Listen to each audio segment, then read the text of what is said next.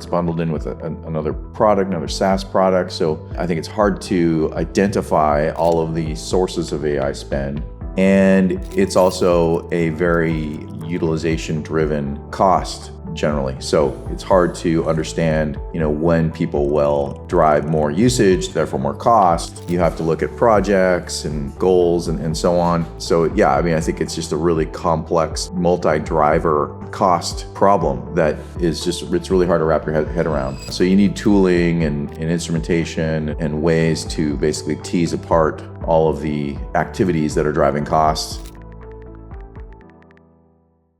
Building out some perspective, what is your current belief that your AI spend is, and then being able to go and measure that objectively with products like Suplari and identify where you're aligned or not and why. I think that's a really great way to think about it. And I think getting intentional about the overall AI spend, even that's a discussion because as you mentioned, there's shadow spend coming in and probably for good reasons. So I think basically acknowledging all of the current utilization and drivers for that and building a realistic model of what your AI spend is and all of the associated risks and budget. A lot of companies don't really understand because it is such a it can grow so quickly because I think people, as they're successful, want to just consume it more because it's going to help them do their job. Especially over the last quarter or 2 quarters, we've seen many customers have really sharp spikes in AI spend growth. So really now is the time to really start putting your checks and balances in place and get a handle on it.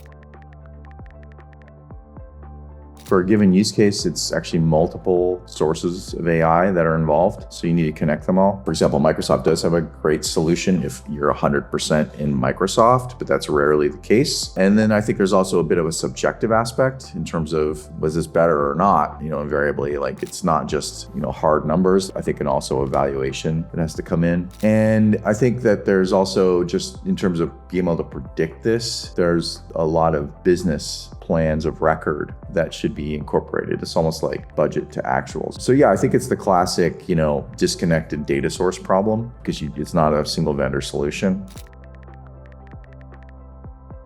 Demanding to see line item level breakout of the AI components in the invoice is a good thing to push back on. And if not, then build an allocation model where you can split out costs and recognize AI. And then that can become a conversation with your vendor and basically to show back what you're looking for in terms of the detailed reporting and validating with your consumers in your organization. Basically, until you get detailed level, accurate invoice level stuff, build your own with an allocation model that you can verify with your consumers. Hey, I invite you all to go to Suplari.com, learn more about our product. We've got some great content up there, including the AI Readiness White Paper, partnered with Procurement Tactics to deliver. So we'd love to talk to you and help you understand how to adopt AI in procurement, how to deliver real value, and reach out to us at Suplari.com. We'd love to hear from you.